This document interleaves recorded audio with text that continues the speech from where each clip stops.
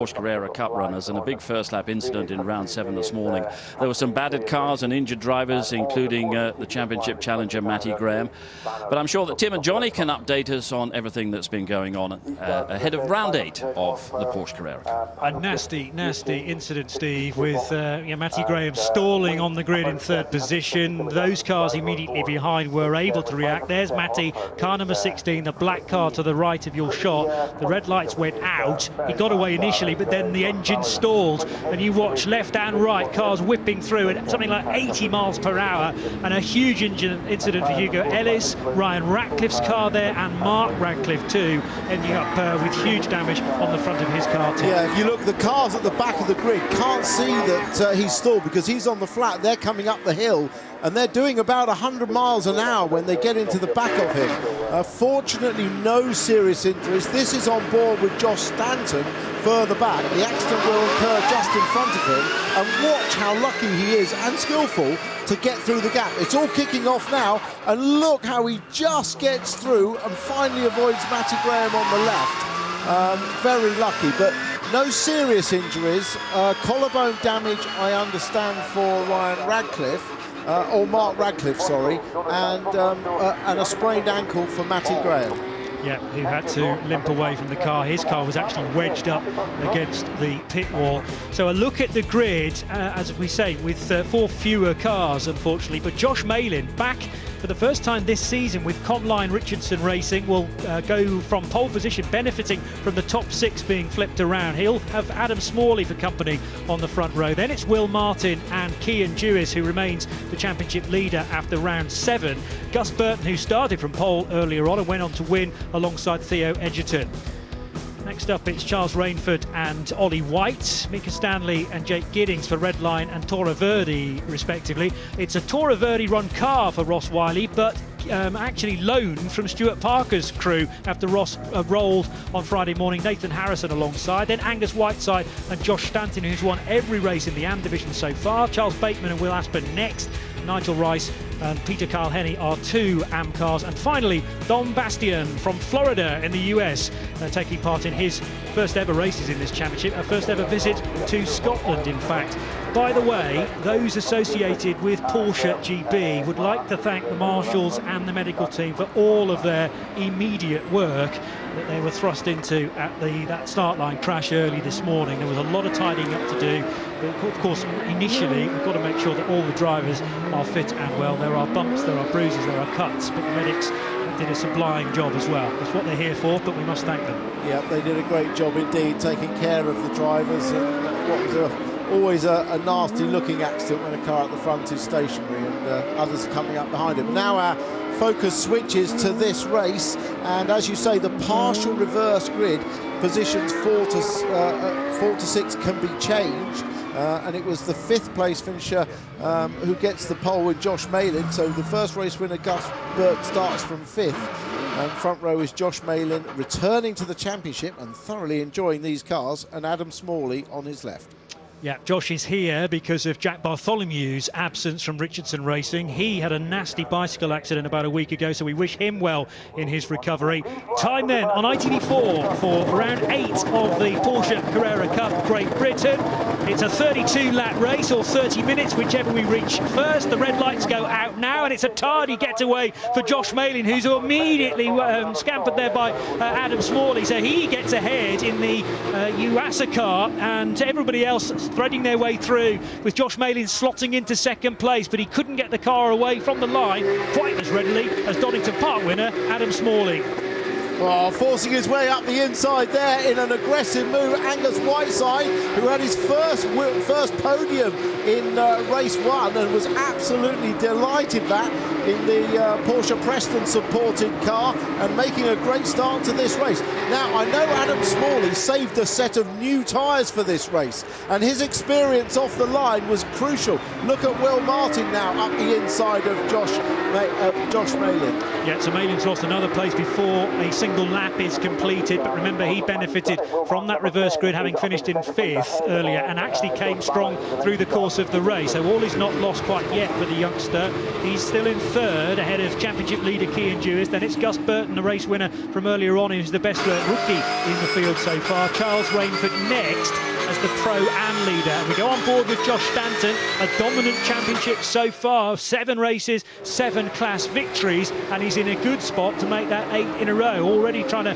have a nibble at 1 or 2 ahead of him as well, as the race leaders come out of Clark's through Hislops for the 3rd time. Cian Dewis looking to make a move on Josh Malin. Josh Malin, of course, this is the first time he's raced these cars, so getting them off the line, not the easiest thing to do, although they're similar to last year's cars. So his inexperience with these cars showing on the start line there, and he was also very kind to his teammate Will Martin to let him through unopposed. Yeah, Will Martin having the clash with Ross Wiley on Friday morning in out-of-meeting free practice, which resulted in a bizarre first gear roll for Ross Wiley, hence the reason he's had to switch cars for these 2 races. Theo Edgerton's made a bit of progress as well. In fact, Rainford maybe made a mistake, Charles Rainford, because he lost 2 spots on that lap, still retaining though the Pro-Am class lead. A little bit sideways again for Josh Malin in 3rd position, so he's lost touch with Will Martin, his teammate. There's quite a big gap between 2nd and 3rd. Malin under pressure from Cian Dewis and Gus Burton. Yeah, Will Martin looking a little bit quicker on this lap. Oh, big lock up there. That was... not sure who that was. Mika Stanley. It was Mika Stanley, you're absolutely right. But let's see on the far side. Yes, as I thought, Will Martin, fastest lap on that race, 48.7. Over the curbs goes Ollie White. White's currently in 7th position, ahead of Charles Rainford. Then Mika Stanley, despite that lock-up, hanging on to 9th position. He's got Jake Giddings for company as well. 3 totally together for 3rd position, then eventually deciding the 3rd step of the podium. Josh Malin has dealt with the early lack of pace. Obviously, that will break your rhythm if you can't get off the line as cleanly as you would have hoped. But he's doing OK now, settling down in 3rd spot. Out of the hairpin they will go then for the 4th time, and Josh Stanton with more traffic up ahead. He's got Will Aspin there in the number 9 car, another rookie in for his 1st season in these brand new cars. They've got the double wishbone front suspension that takes a bit of mastering as well, but everyone has said that it's certainly a move in the right direction. Yeah, no doubt about it. These cars are a fair bit quicker than their 991 type Cup car predecessors. Will Aspin, just in front of our cameraman there, Josh Stanton, he didn't actually complete race 1 because he was partially involved in that first accident crash and broke a radiator, so he didn't actually get to complete any racing laps in race 1. So these are his first race laps of the weekend. Cian Dewis trying to shape up Josh Malin for an overtake into Taylor's hairpin to the outside on the approach. Meant that he might have been able to tuck up the inside of the Josh Malin car on the exit of that corner. Malin with the green door mirrors. Teammates a bit further up the road in Will Martin. This is stacking up quite nicely in the form of Gus Burton, because of course you're given a reverse grid, that gives you puts you back to 5th, having been a race winner, but it is bunching up quite nicely for at least Gus Burton to bag a podium by the end of this. He's got many laps still to go, 27 of them, but the opportunity to pass slim and far between here at Knockhill. Yeah, points in this race 2 slightly less than in race 1 to reflect the fact that there's a reverse grid, but nevertheless the point's very important. Adam Smalley has taken back the fastest lap of the lead, 48.6 he now has, and the gap to Will Martin half a second. Josh Stanton overtaken a moment or 2 ago. That was by Charles Bateman. So Charles Bateman in the 77 car is actually running in the Pro-Am division.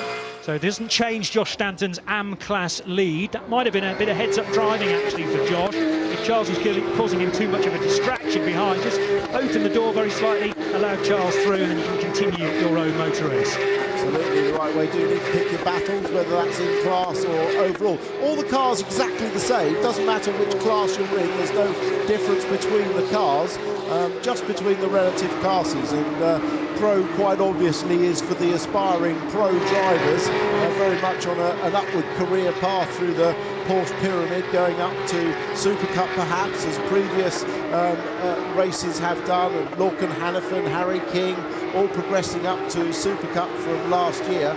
And then there's Pro-Am for aspiring pros and amateurs, as the name suggests, very much the amateurs. On board with Josh Stanton, going across the start-finish line, peaking at about 135 miles an hour, using a bit of the pit lane exit to widen the entry into Duffers, take a bit of curb, back on the throttle as we come down to McIntyre's, hold it to the left, but get the car slowed down enough to rotate, and then second gear, accelerating up third, hold third through the chicane, a venture into the unknown as you fly across the crest of the chicane, down to Clark, fourth, then down to third, again another blind corner, hoping you've got enough runoff on the exit to get a good drive out of it. Now you have to take a gradual arc down to straighten your braking into the hairpin, stop the car without locking up the fronts over the bumps, use that last little bit of uphill to slow the car down and rotate it, and then get a good exit without spinning the wheels up in first gear. There's always a danger of thinking these cars are on rails, but that for Josh Stanton was a graphic demonstration of how much steering input he's having to put in, a lot of it in the opposite direction to just arrest the odd slide through the tricky corners at Butchers and the chicane as well. There's very little aero on these cars compared to, say, a GT3 Porsche, which carries much more downforce, so you're always having to adjust that line.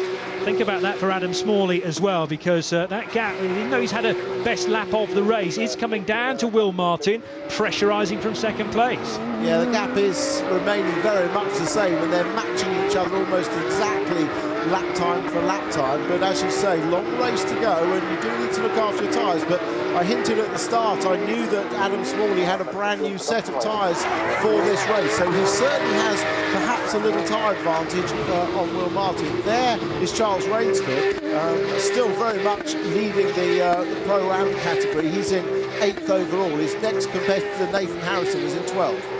Up and over the chicane will go Rainford then, and yeah, that buffer zone of 3 pro cars behind him. Next up is Nathan Harrison, who was celebrating his 26th birthday yesterday. The car adorned with balloons and confetti, I noticed, in the awning. And his girlfriend wanted to mention the fact that he's 26 this weekend, getting older and older, slowly.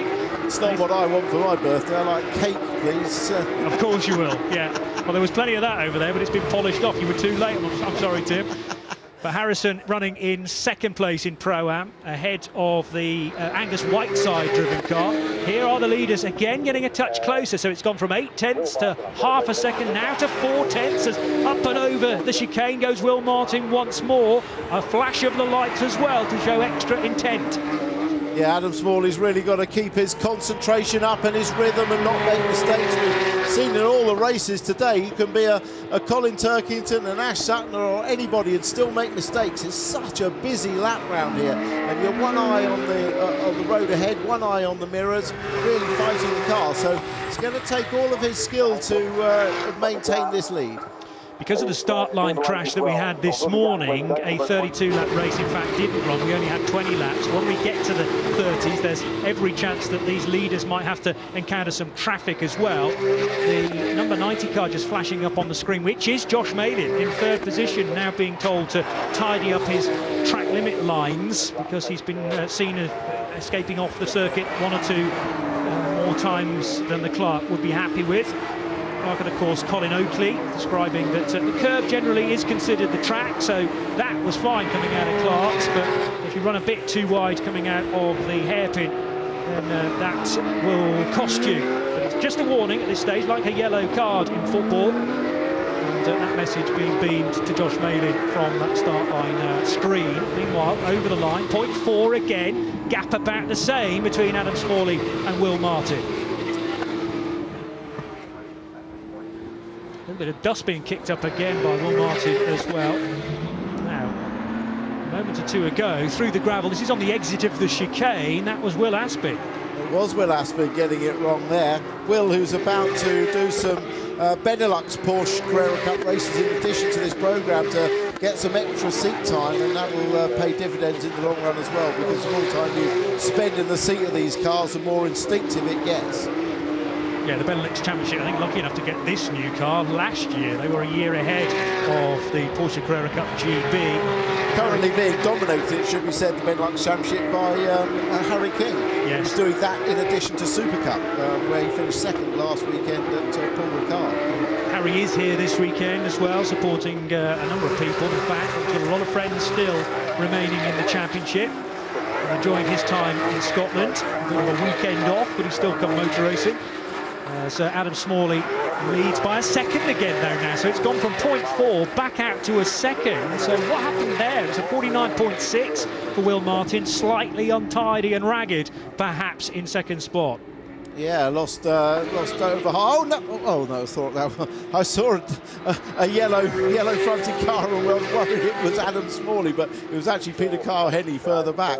Yeah, Nigel Rice just creeping through shot there, rising over the curb. Dominic Bastian running in 4th position and has now gone a lap down, in fact. So we are catching traffic. Well, 18 laps still to go, or 18 minutes, and Adam Smalley, Will Martin having to find a way by Dom Bastian, but he will not have held the leaders up, I'm sure. It won't be too long before the race leaders are finding people like Peter Carl-Henny and Nigel Rice. Yeah, mention of Dom Bastian just coming through the chicane there, who has been lapped.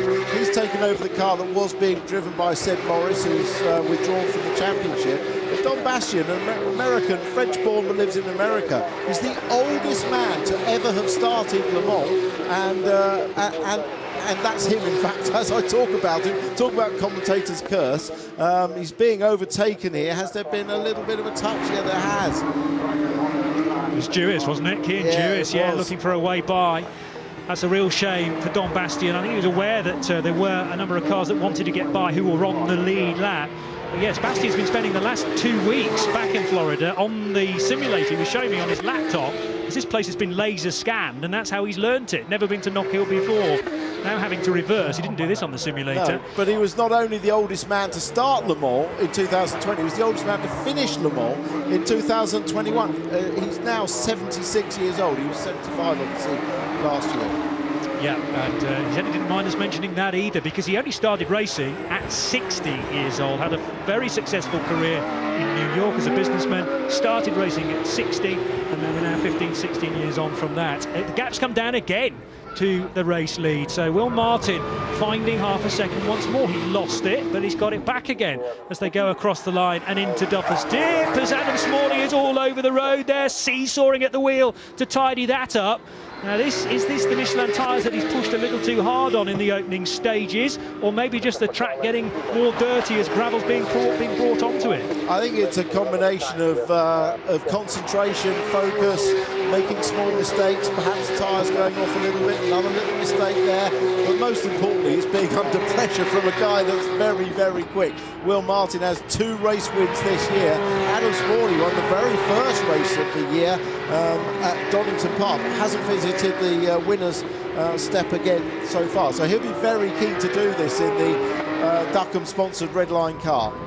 Yeah, he's had some good results more recently, but as you say, not another win quite yet, and Adam Smalley got a fair bit more time to hold on to this with a car that's maybe not in the best of a condition, or certainly not the tyres beneath him, as Adam Smalley nurses this 0.4 of a second lead. Meanwhile, over the line, second car in shot is Ross Wiley chasing Jake Giddings. Now this is not the car that Ross expected to be racing this weekend after his usual mount with the Toro Verde team. Is rather dog-eared after it actually ended up not quite on its roof. He did a full rotation though at the hairpin on Friday. Yeah, a little touch with Will Martin, who thought he was opening the door, but he wasn't, and meant his car was not able to be repaired for this race. Fortunately, Parker Racing had Justin Sherwood's car here, even though Justin isn't here, and he was able to use that car. Meanwhile, Josh Stanton, who is still hanging on to the race lead in the AM division with some overtaking happening just ahead of him. That was Charlie Bateman on Will Aspin, a little aggressive manoeuvre there. For 14th position, but more crucially for them, 4th place in Pro-Am. The Pro-Am race leader remains Charles Rainford in 8th place overall. But the Pro leaders remain the same. Adam Smalley ahead of Will Martin. Martin tucking his car well over to the left there not as close as he has been into the hairpin, but the tighter line might work for him here. He's got good grip low down on the corner there, that banked hairpin, but Adam Smalley pulls through the gears and can stay comfortably ahead one more time.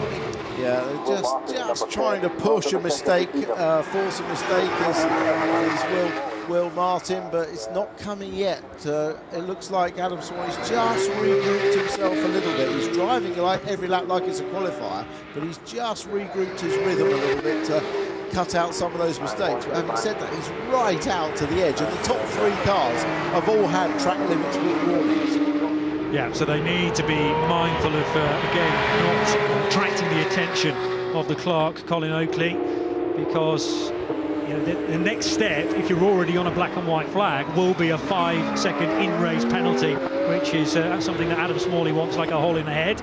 Meanwhile, Don Bastian again grabbing the headlines at the final corner, Tim. Yeah, and now with a great big lock-up on his front tyres, he's going to consistently lock up. But at least he got off the brakes and didn't go in the gravel, as Nigel Rice and Peter Carl-Hennig take some avoiding action. Yeah, so Bastian actually losing a lap now to his fellow AM-class runners because of the lengthy off-track moment that he had with the spin and then the reversing. Completed 17 laps, whereas these guys are working lap 21 right now into the right-hander at Clark's. That was a bit tidier for Adam Smalley, kept his tyres out of the gravel on this lap. Josh Stanton is still pursuing Will Aspen, who remains 5th in Pro-Am. He's got the Am race leader, though, right behind him. Sometimes you do get a bit of overlapping with the leader of one class catching the tail end of the next one. Yeah, very much so. It's been a good battle in Pro-Am, although Charles Rainsford is well up the road. The battle for second between Nathan Harrison and Angus Whiteside is very close indeed. Now, Will Aspen made a bit of a mistake there coming out of Clark's and had to correct that. So here comes Josh Stanton wide on the entry into Taylor's hairpin. If he can tuck back to the inside of the corner in front of a massive crowd over to his left, but he won't be focused on that. He's trying to find a way through. Left, right, left again. Will Aspen, though, I think has placed the car more or less in the right position. Yeah, centre of the road, preventing Josh Stanton to get by. Yeah, they're quite wide cars, these, so they're not easy to get past on a narrow track. You do need a little bit of a mistake. Very close, still at the front. It was just hovering at that half second. It looks actually a little bit closer than that this time across the line. It's as they come across, it's 3/10 of a second. Yeah, he found 2/10 in that middle sector, which is the part of the track that runs from the exit of McIntyre's to just after Hislop. That was Will Martin gaining a bit of ground, and also the final short sector of the lap as well. But early stages of each lap, Adam Smalley appears to be very strong, and that's what's keeping it in 3/10 of a second ahead. Fairly stable on the exit of the chicane as well. Don Bastian once more will cause a bit of a hurdle for these drivers to get by, and we'll be peering into the mirrors. It's the red windscreen wiper visor rather for the AM class runners, and a white visor at the top of the shield for the pro runners.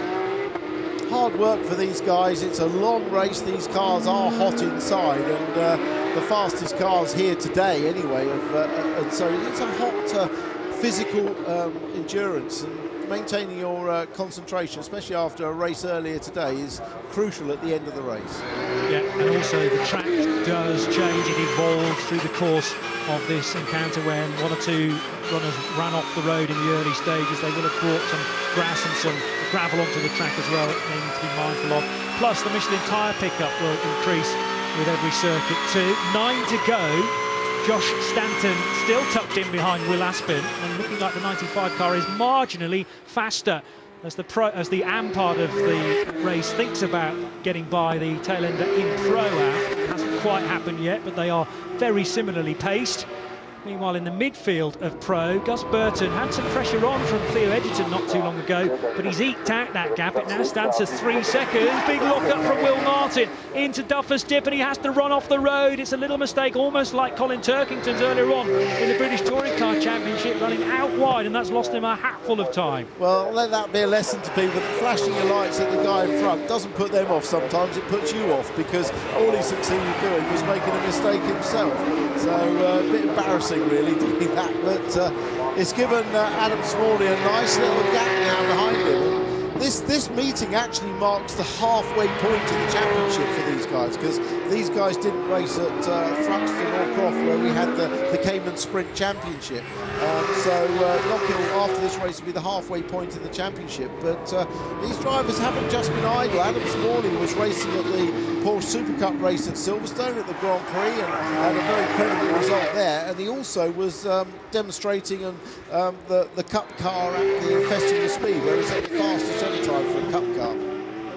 Yeah, so certainly not allowing the summer break to get into a lazy phase, because these drivers are always looking for the next opportunity. They're also trying to build some sponsorship if they can mid-season, and a chance to run up the Goodwood Hill climb is something you do not want to give up at all. And Adam thoroughly enjoyed that. Josh Stanton still pressurising. Will Aspen up ahead. Aspen leaping over the curbs at Duffus Dip and down towards McIntyre's they go. If anything, Aspen just a touch wide off the racing line that time through, but just being marginally faster through one or two corners doesn't give you the full overlap that is required for an overtake. So Josh Stanton still in 16th place overall. That gap between Will Martin and Josh Malin now stands at 5.3 seconds. So the two teammates that were completely together in the early phase, Josh Malin not carrying as much pace, but we have to remember that he's in his first weekend back, and first weekend experiencing the brand new Porsche Cup car.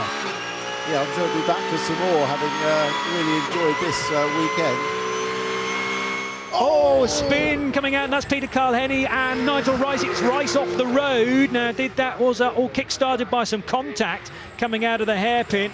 The 15 car from left to right, and now on some fairly damp grass after the rain we had yesterday, having to inch his way to the surface. It was Peter Carl-Henny on the inside, and then contact as they came out of the corner. Yeah, it was just unfortunate, wasn't it? The cars came together on the exit of the corner. I mean, Carl-Henny was right there, but then just ran out and left really Nigel nowhere, no room left, I don't think.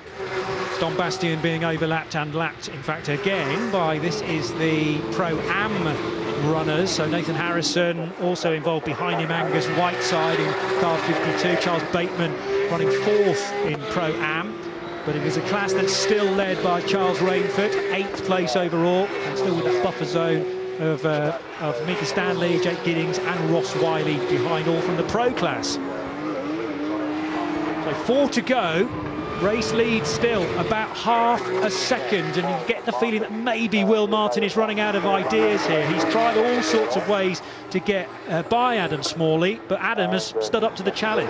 Well, he's not going to get by without a mistake, so the best he could do is to just keep the pressure on as much as possible to try and force a mistake. And look, right out to the edge, just kissing the gravel. So that is the absolute maximum that Adam Smalley could do, and the same there. So the mistakes are coming. The mistakes are. That means that Will Martin must not give up hope. He started flashing again, but we know that doesn't work. Or maybe he thinks it does. Maybe he thinks that's what's caused the little mistakes that Smalley's made. But Smalley does look like he's just starting to struggle a bit with his tyres, interestingly, even though he had a new set for this race. Yeah, but there's been a lot of lateral movement from particularly car 21 that leads the way out of Clark's and out of the hairpin as well. Very strong in this first sector of the lap, Adam Smalley. And the timing screen would testify for that. But Will Martin looking better in the middle and final sectors. Are we getting word of a 5-second penalty now for race leader Adam Smalley? Let's get confirmation of that it is car 21. It says 5 seconds, but without a car number at the bottom. But Adam Smalley on the ragged edge here of getting a penalty, which would put him back to second. It would, yeah. The third place car, and it is Adam getting the 5-second penalty, and that will promote Will Martin to the race lead. So you were talking about how important it was to pressurise, not a full mistake, but it's been kind of an aggregate mistake because of the track limits. We saw him using more and more of the road, and exit points here at McIntyre's, on the exit of the chicane and Clark, are all places where track limits can be infringed, and that's what happens now. No car radios allowed, though, to the drivers, so the team can't inform Will Martin that he hasn't got to pass him on the road, although there are race receivers, so they can hear his penalties. Yeah, so Will Martin just needs to stay where he is, although he might be going for an overtake. The door is left well open. Adam Smalley likes that wide approach to the hairpin. He's been using it for pretty much all of the race. But Will Martin also likes an overtake at the hairpin, as we've been learning for the last 3 days, in fact. On to the final lap. Do the team need to get the message to Will Martin? Stay where you are. You will win the race in second position. Well, you'd be putting P1 and waving your hands to slow him down if you could over the pit wall. But they're already on the final lap now. On our timing screens, Martin is already shown as the leader, Smalley in second. 4.6 seconds to the good, in fact, is Will Martin, even though he's second on the road. Are we going to have a do-or-die manoeuvre into Taylor's hairpin for the final time, or will Will Martin just back things off? He's further away, I would say, this time around, and is going to settle for second place, because that will be a race win after you enforce Adam Smalley's 5-second penalty. Adam, though, is clear and far enough ahead of Josh Malin, his teammate, to finish in second spot. Let's call Josh Malin across the line to confirm that. Here comes Josh, yes, third place for his teammate. Cian Dewis, the championship leader, in fourth, and Gus Burton in fifth, and 3 abreast across the line will be led by Theo Edgerton in sixth. Yeah, and Charles Rainford securing Pro-Am victory comfortably again. And our camera car, Josh Stanton, coming through to claim the AM victory. So, yes, Stanton expected, there he is, in fact, coming in and out of the hairpin, and had a good little dice with Will Aspin, wasn't able to find a way by in the closing stages, but Josh Stanton hangs on for another victory in AM. That is 8 wins from 8 races now in AM, and building a very tidy lead in the championship. It was heading into this particular race already at 27 points. It'll be extended by another couple because of that. Will Martin wins in the Comline Richardson Racing Porsche. Does he know? Will the team have to pass on the good news as soon as he arrives in the pit lane? But Will Martin with victory, and Will Martin, that'll be a third of the season, yes, benefiting from the win that he's obviously trying to close in that ground on Cian Dewis, who is the current leader.